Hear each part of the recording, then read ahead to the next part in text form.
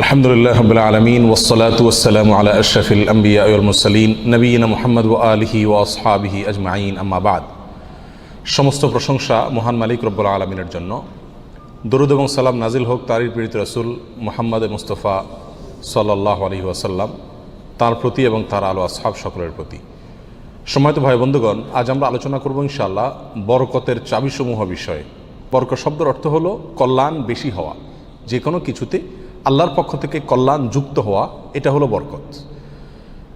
দুনিয়ার যে কোনো বস্তুতে যখন আল্লাহ সুবহানাহু ওয়া তাআলার পক্ষ থেকে কল্যাণ যুক্ত হয়, বিষয়টা যখন কল্যাণকর হয়ে যায়, উপকারী হয়ে যায়, তখন সেটা পরিমাণে অনেক অল্প হলেও আমাদের জন্য সেটা অনেক বেশি উপকার বয়ে আনে। অনেকে অনেক দীর্ঘ হায়াত পাইছেন, কিন্তু দীর্ঘ হায়াতে তেমন কিছু করার সুযোগ পান নাই, তার মানে জীবনে বরকত হয় নাই। অনেকে প্রচুর পরিমাণ সম্পদ কামাই করেছেন, কিন্তু সেই সম্পদ থেকে কোনো হিসাব খুঁজে পাচ্ছেন না যে কোথায় কি করলেন, বরকত নাই। অনেকে দেখা যাচ্ছে যে অনেক কাজ করেছেন, কিন্তু ফলাফল দেখা যাচ্ছে খুব বেশি একটা দৃশ্যমান না, তার মানে বরকত নাই। এর বিপরীতে দেখা যায় একজন অল্প কামাই করছে, মাশাআল্লাহ, এর ভিতরে সে অনেক কিছু করে ফেলেছে। কারণ হলো তার এই কামাইতে কি ছিল? বরকত ছিল। এই কামাইতে আল্লাহ সুবহানাহু ওয়া তাআলার পক্ষ থেকে কল্যাণ ছিল।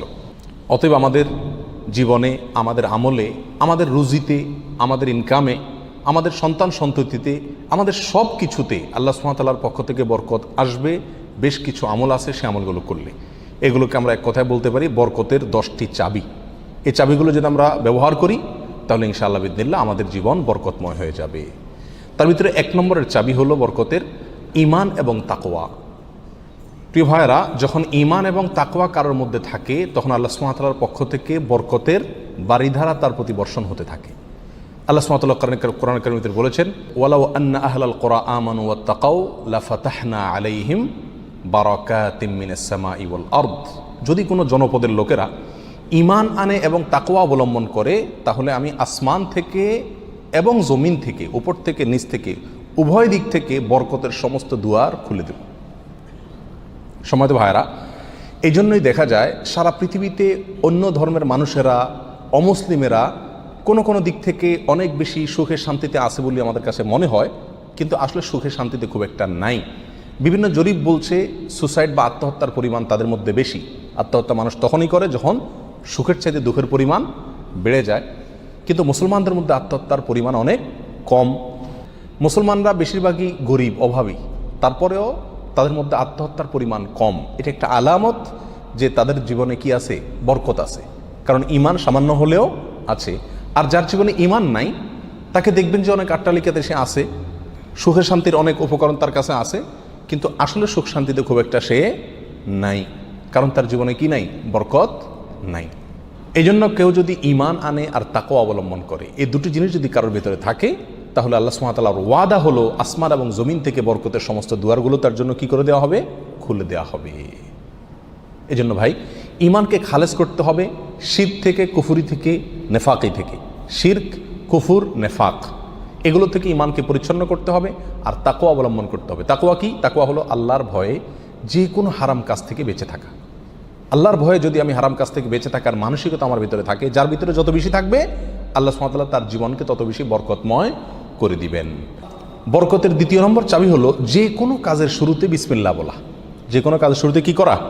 বিসমিল্লাহ বলা। নবী আলাইহিস সালাম বলেছেন, তোমাদের মধ্যে কেউ যখন খানা শুরু করে এবং সে যদি বিসমিল্লাহ বলে, তো শয়তান তার সাথে ওই খাবারে যোগ দিতে পারে না, ভাগ বসাতে পারে না। যেটুকু আছে সেটুকু তার জন্য কল্যাণ বয়ে আনে, কল্যাণ করা হয় খাবার। অনুরূপভাবে কেউ যদি বাসা বাড়িতে প্রবেশ করে, বিসমিল্লাহ বলে ঢুকে, তাহলে সেই ঢোকার সময় তার সাথে কি হতে পারে না? শয়তান যোগ দিতে পারে না। অনুরূপভাবে প্রত্যেকটা কাজে বান্দা যখন ভালো কাজে যখন বিসমিল্লাহ বলে শুরু করে, তখন শয়তান সে কাজে আর অংশগ্রহণ করতে পারে না। আর শয়তান যখন ইন্টারফেয়ার করতে পারে না, তাহলে আল্লাহ সুবহানাহু ওয়া তাআলার পক্ষ থেকে সেখানে বরকত আসা খুবই সহজ হয়ে যায়। এটাই স্বাভাবিক। অতএব বিসমিল্লাহর পরিমাণ বেশি বলা। 3 নম্বর বরকতের চাবি হলো ভাই কোরআনে কারিমের সাথে সম্পৃক্ততা বাড়ানো। যে যত বেশি কোরআনের সাথে সম্পর্ক গড়বে, তার জীবনে তত বেশি বরকত নেমে আসবে। যে ঘরে কোরআন তেলাওয়াত হবে, কোরআনের চর্চা হবে, কোরআনের শেখা হবে, কোরআন বুঝাবুঝি হবে, কোরআনের উপর আমল করার প্রবণতা থাকবে, অভ্যাস থাকবে, সেই ঘরে আল্লাহ সুবহানাহু ওয়া তাআলার বরকত তত বেশি আসবে। আল্লাহ সুবহানাহু ওয়া তাআলা কোরআন কারীমের ভিতরে বলেছেন, ওয়াহাদা কিতাবুন আনজালনাহু মুবারাক। কোরআনে কারীমকে আল্লাহ সুবহানাহু ওয়া তাআলা কোরআনের বহু জায়গায় বলেছেন যে এটা কিতাবে মুবারাক, এই কোরআনটা হলো কি বরকতময়, অতএব এর সাথে যে যত বেশি সম্পৃক্ত হবে তত বেশি তার জীবন কি হবে, বরকতময় হয়ে যাবে। নবী আলাইহিস সালাম বলেছেন সহিহ মুসলিমের হাদিসে, ইন্নাল্লাহা ইয়ারফাউ বিহাযাল কিতাবি আকওয়ামা ওয়া ইয়াদাউ বিহি আখারিন, আল্লাহ তাআলা এই কিতাব দিয়ে বহু মানুষকে উপরে উঠাবেন, আবার বহু মানুষকে নিচে নামাবেন। অর্থাৎ এই কিতাব কোরআন এটাকে যারা ফলো করবে আল্লাহ তাআলা তাদেরকে মর্যাদা বাড়াবেন, আর যারা ফলো করবে না তাদের মর্যাদা কমাবেন। বাহ্যিকভাবে মনে হবে সুখের সাগরে ভাসছে, আসলে দুঃখের কোনো অন্ত তাদের জীবনে থাকবে না। তাহলে বরকতের 3 নম্বর চাবি হলো কি, কোরআনের সাথে সম্পর্ক বেশি বেশি করা, কোরআন তেলাওয়াত করা, কোরআন বুঝা, কোরআন অনুযায়ী আমল করার চেষ্টা করা। যত বেশি যে করবে আল্লাহ তাআলা তার জীবনের প্রতিটা পদে পদে তত বেশি কি দিবেন, বরকত দান করবেন। বরকতের 4 নম্বর যে চাবি আছে সেটা হলো ভাই সাদাকা করা, দান করা। কি করা? দান করা, সাদাকা করা। সাদাকা এবং দান করলে বহু হাদিস থেকে বোঝা যায়, জানা যায় যে বিপদ আপদ দূর হয়ে যায়। আমাদের যে কোনো কাজ থেকে, যে কোনো অর্থকড়ি থেকে, যে কোনো উপার্জন থেকে আমাদের কল্যাণটা আসে না, এর একটা বড় কারণ হলো বিপদ এসে যায়। আমি একটা দোকানদারি শুরু করলাম, একটা বিপদ এসে গেল, তাহলে আমার সেখান থেকে কল্যাণটা আর আসলো না। তো বরকত যদি আপনি চান প্রত্যেকটা বস্তুতে, প্রত্যেকটা জিনিসে কল্যাণ আসুক, উপকার হোক জিনিসটা আপনার জন্য, ছোট চাকরি, অল্প আয়, ছোট ব্যবসা, এর ভিতরেই আল্লাহ তাআলা কল্যাণ দিয়ে দেখ। আপনি যদি চান তাহলে আপনাকে কী করতে হবে, সাদাকার অভ্যাস করতে হবে। দান করলে মুসিবত এবং বিপদ দূর হয়। তো আপনার ওই অল্প আয় থেকে যখন বিপদ দূর হয়ে যাবে বা বিপদমুক্ত থাকবে, তখন ইনশাআল্লাহ বিদিনিল্লাহ সেটা আপনার জন্য কী হয়ে যাবে, কল্যাণকর এবং বরকতময় হয়ে যাবে, ওর ভিতরে আপনার জন্য বরকত থাকবে।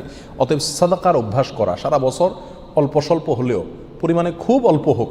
এক হাদিসে নবী আলাইহিস সালাম বলেছেন, খেজুরের অংশ দিয়েও যদি হয় তবুও তুমি সাদাকা করে জাহান্নামের আগুন থেকে বাঁচার চেষ্টা করো। বিপদ থেকে রক্ষার জন্য আমরা সাধ্য অনুযায়ী সাদকা করব, অনেক বেশি করা কোনো জরুরি না। প্রতিদিন সাদকা করা একটা জটিল বিষয়, অনেক সময় প্রতিদিন আমি অভাবী লোক পাইও না, তাহলে একটা বাক্স রাখতে পারি বাসায়, যে প্রতিদিন আমি সেখানে 1 টাকা রাখবো, 2 টাকা রাখবো, যতটুকু সাধ্যগুলো ততটুকু রাখবো, তাহলে নিয়মিত আমি দানের সওয়াবটা পেয়ে গেলাম। এই টাকাটা অভাবী লোকের, পরে কয়দিন পর পর খুলে আমি দিয়ে দিলাম মানুষকে, তাহলে প্রতিদিন সৎকার আমলটা হয়ে গেল। এবং সৎকার নিয়মিত করলে কি হয়, বরকত প্রত্যেকটা ক্ষেত্রে নেমে আসে। নাম্বার 5, বরকতের 5 নম্বর চাবি হলো ভাই, আত্মীয় স্বজনের সাথে সম্পর্ক ভালো রাখা। এটা বহুল পরীক্ষিত একটি আমল ভাই। আত্মীয় স্বজনের সাথে যে যত বেশি সম্পর্ক ভালো রাখে, মা বাপ, ভাই বোন, ফুফু, চাচা, কাছের লোকজন, রক্ত সম্পর্কীয় লোক যারা, বিশেষ করে তাদের সাথে যে যত বেশি সম্পর্ক ভালো রাখে এবং তাদের সাথে সম্পর্ককে নষ্ট করে না, তারা যদি দুর্ব্যবহার করে তো নিজের পক্ষ থেকে ভালো ব্যবহার করার চেষ্টা করে, তো এই লোকের জীবনে আল্লাহ তাআলা বরকত দান করেন। এটা পরীক্ষিত বিষয়। অতএব এই চাবিটি বরকতের, এটা খুবই গুরুত্বপূর্ণ। 5 নম্বর, অর্থাৎ আত্মীয় স্বজনের সাথে, রক্ত সম্পর্কীয় লোকদের সাথে কী করতে হবে, সম্পর্ক সবসময় বিল্ড আপ করার চেষ্টা করতে হবে, তাদের খোঁজখবর নিতে হবে, সাধ্য অনুযায়ী তাদের পাশে দাঁড়াতে হবে। যদি পাশে দাঁড়াতে নাও পারেন, অন্তত সম্পর্কটাকে কী করতে হবে, ভালো রাখার চেষ্টা করে যেতে হবে। নাম্বার 6, বরকতের 6 নম্বর চাবি হলো ভাই, সকালবেলায় ভোরে ভোরে কাজে যাওয়া। নবী আলাইহিস সালাম দোয়া করেছেন, আল্লাহুম্মা বারিক লি উম্মতি ফি বুকুরিহা, আল্লাহ আমার উম্মতকে সকালবেলা আপনি বরকত দান করবেন। অন্য এক রওয়ায়াতে আসছে বুরিক লি উম্মতি ফি বুকুরিহা, তিনি বলেছেন আমার উম্মতের জন্য সকালবেলার সময়টাতে বরকত দেওয়া হয়েছে। অতএব সকালের সময়টাতে আপনি ঘুমায় থাকেন, তাহলে বরকত কোত্থেকে আসবে? এই টাইমটাতে কাজ করতে হবে। এবং কিছু কিছু কাজ আছে, কিছু কিছু পেশা আছে যে সকালবেলা করার মতন, আপনি মার্কেটে দোকান আছে, সকালে ভোরে খোলার সিস্টেম নাই, তাহলে সেটা তো আপনি খুলবেন না। কিন্তু অন্তত তার প্রস্তুতি, প্রাক প্রস্তুতিগুলো সকাল থেকে হয়ে যাওয়া উচিত। এবং সকালের টাইমটা আসলে ঘুমের কোনো উপযুক্ত টাইম না। আপনি রাতে ভালো করে ঘুমান, বেশি করে ঘুমান, সকালে ঘুমাবেন না, দুপুরে ঘুমান, কিন্তু সকালে ঘুম এটা কোনো প্রশংসনীয় ঘুম নয়, স্বাস্থ্যের জন্য ভালো নয়, ইসলামী দৃষ্টি থেকেও খুব বেশি প্রশংসনীয় নয়। এই জন্য সকালবেলা যদি কাজে বের হওয়া যায় তাহলে ইনশাআল্লাহ জীবনে কি আসবে, বরকত আসবে। যে কাজই করেন আপনি সকালবেলা, সেই কাজে আল্লাহ তাআলা কি দিবেন, বরকত দান করবেন। নাম্বার 7, বরকতের 7 নম্বর চাবি হলো ভাই, নিজে 5 ওয়াক্ত সালাত আদায় করতে হবে এবং পরিবারের লোকদেরকে সালাতের নির্দেশ করতে হবে। বহু লোক নিজে নামাজ পড়ে, কিন্তু বাচ্চা কাচ্চা, ফ্যামিলির লোকজন তারা নামাজ পড়ছে কিনা সে বিষয়ে কী করে না, খবর রাখে না।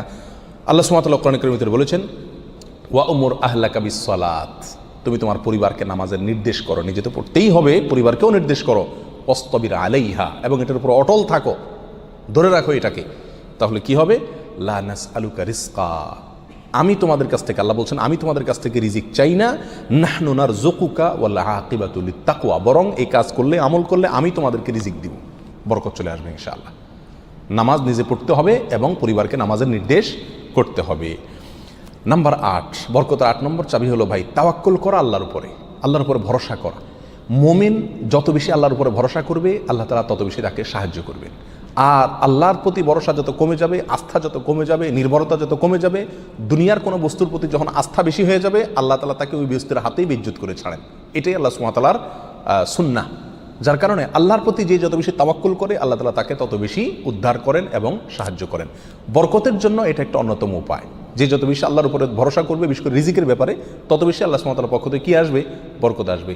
একটু কোনো কারণে আমাদের ইনকামের উপরে চাপ আসলে, প্রেশার আসলে আমরা অস্থির হয়ে যায়, হাউতাশ হয়ে যায়, নিরাশ হয়ে যায়। অনেকে তো আজেবাজে মন্তব্য করা শুরু করি, আল্লাহর উপর তাওয়াক্কুল থাকে না। তো আসবে কোত্থেকে রিজিক? রিজিক আসবে তখন যদি আল্লাহর উপরে ভরসাটা পূর্ণ মাত্রায় থাকে। নবী আলাইহিস সালাতু ওয়াস সালাম বলেছেন, লাউ তাওয়াক্কালতুম আলাল্লাহি হাক্কা তাওয়াক্কুলিহি, আল্লাহর প্রতি যেরকম ভরসা রাখা দরকার, যেরকম আস্থা রাখা দরকার, তোমরা যদি সেই মাপের আস্থা রাখতে পারো, নির্ভরতা আল্লাহর উপরে তোমরা রাখতে পারো, তাহলে কি হবে? লা রাযাকাকুম কামা ইয়ারযুকুত তাইর, আল্লাহ তাআলা পাখিকে যেভাবে রিজিক দেন তোমাদেরকে সেভাবে রিজিক দিবেন। সারপ্রাইজ রিজিক, কল্পনাও করতে পারবো না কোথায় আল্লাহ রিজিকের ব্যবস্থা করে রাখছে। এরকম বরকত জীবনে নেমে আসবে যদি কি করা হয়? আল্লাহর উপরে পরিপূর্ণ তাকওয়া, এই তাওয়াক্কুল অবলম্বন করা হয়। বরকতের জন্য 9 নম্বর আমল হলো বেশি বেশি ইস্তেগফার করা। কি করা ভাই? ইস্তেগফার করা। ইস্তেগফার, উঠতে চলতে ফিরতে সব সময় ইস্তেগফার করা। আস্তাগফিরুল্লাহ ওয়া আতুবু ইলাইহি, আস্তাগফিরুল্লাহাল্লাযী লা ইলাহা ইল্লা হুয়াল হাইয়ুল কাইয়্যুম ওয়া আতুবু ইলাইহি। অথবা সাইয়্যিদুল ইস্তেগফার পড়া। কিচ্ছু না পারেন, শুধু আস্তাগফিরুল্লাহ পড়া, আস্তাগফিরুল্লাহ আস্তাগফিরুল্লাহ আস্তাগফিরুল্লাহ ওয়া আতুবু ইলাইহি, এতটুকু পড়া। এবং যখন পড়বেন অর্থ বুঝে পড়বেন। আল্লাহর কাছে ক্ষমা চাচ্ছেন আপনি, আর ক্ষমা চাইলে ক্ষমা চাওয়ার মোড থাকে আলাদা। একটা মানুষের কাছে যখন মাপ চান আপনি, তখন মাপ চাওয়ার মোড ভিন্ন থাকে না?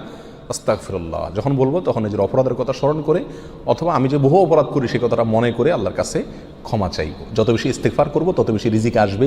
সূরা নূহের ভিতরে আল্লাহ সুবহানাহু ওয়া তাআলা আল্লাহ নবী নূহ আলাইহিস সালাম সম্পর্কে বলেছেন যে নূহ আলাইহিস সালাম বলেছেন তার জাতিকে, ফাকুলতুস্তাগফিরু রাব্বাকুম ইন্নাহু কানা গাফফারা। তিনি বলেন, আমি আমার জাতিকে বলেছিলাম তোমরা তোমাদের রবের ইস্তেগফার করো, তোমাদের রব ক্ষমাশীল। তাহলে কি হবে? ইস্তেগফার করলে 1 নম্বর হলো তিনি ক্ষমা করবেন, তারপরে ওয়ায়ুমদিদুকুম বিআমওয়ালিন ওয়া বানিন ওয়ায়াজআল লাকুম জান্নাতিন ওয়ায়াজআল লাকুম আনহারা, সম্পদ এবং সন্তান, পরিবার, এই দুইটা দিয়ে তোমাদেরকে শক্তিশালী করবেন, রিচ করে দিবেন, সমৃদ্ধ করে দিবেন। ওয়ায়াজআল লাকুম জান্নাতিন ওয়ায়াজআল লাকুম আনহারা, তোমাদের জন্য বাগবাগিচা দিবেন এবং নহর প্রসবন দান করবেন, অর্থাৎ রুজি রুটির বরকত দান করবেন। সম্মানিত ভাই বন্ধুগণ, তাহলে ইস্তেগফার করলে রুটি রুজির বরকত হয়, সম্পদে আপনার বরকত হয়, সন্তানে বরকত হয়, পরিবারে বরকত হয়। অতএব ইস্তেগফার বেশি বেশি করতে থাকতে হবে। নবী আলাইহিস সালাম বলেছেন, মাল্লাজিমাল ইস্তেগফার, যে ব্যক্তি ইস্তেগফারকে ধরে রাখবে, সবসময় নিয়মিত ইস্তেগফার করবে, জাআলাল্লাহু মিন কুল্লি যিকিন মাখরাজা, সকল কঠিন মুহূর্ত থেকে বের হওয়ার জন্য আল্লাহ তাআলা তাকে পথ দেখাই দিবেন। ও কুল্লি হাম্মিন ওমিন কুল্লি হাম্মিন ফারাজা, সকল পেরেশানি থেকে আল্লাহ তাআলা তার জন্য প্রশস্ততার পথ দেখাই দিবেন, যদি সে ইস্তেগফারকে ধরে রাখে। 1-2 বার পড়া না, নিয়মিত পড়তে থাকে, ধরে রাখে। অতএব বরকতের জন্য বেশি বেশি ইস্তেগফার করতে হবে। 10 নম্বর বরকতের চাবি হলো ভাই, পরিপূর্ণ সালামের ব্যাপক পরিমাণে প্রচলন ঘটাতে হবে, দিতে হবে। সালামের পরিপূর্ণ রূপ হলো আসসালামু আলাইকুম ওয়া রাহমাতুল্লাহি ওয়া বারাকাতুহু।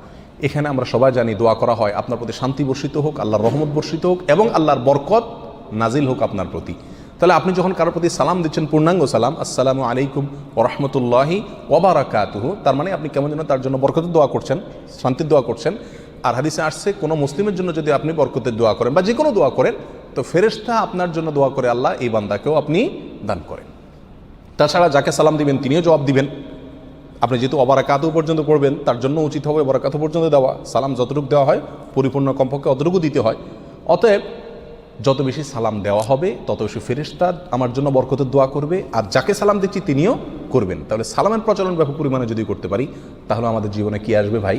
বরকত নেমে আসবে। আর আগেই বলেছি, বরকতের অল্প বেবরকতের বহুর চাইতে উত্তম এবং শ্রেষ্ঠ। আল্লাহ তাআলা আমাদেরকে বরকতের সম্পদ দান করুক। অধিক সম্পদ নয়, বরকতের সম্পদ। আল্লাহ তাআলা আমাদের বরকতের সন্তান দান করুক। অধিক সন্তান নয়, বরকতের সন্তান। কল্যাণ যে সন্তানে আছে সেখানে অনেক বেশি হলো, কিন্তু কল্যাণ তার ভিতরে নাই, উপকারটা নাই, তাহলে এই বেশির কোনো লাভ হলো না। আল্লাহ তাআলা আমাদের গোটা জীবনকে, আমাদের উপার্জনকে, আমাদের সম্পদকে, আমাদের নেকামলকে, আমাদের সন্তান সন্ততিকে, আমাদের পরিবারকে, পরিজনকে, আমাদের চিন্তা চেতনাকে, আমাদের সব কিছুকে আল্লাহ সুবহানাহু ওয়া তাআলা বরকতময় করে দিন।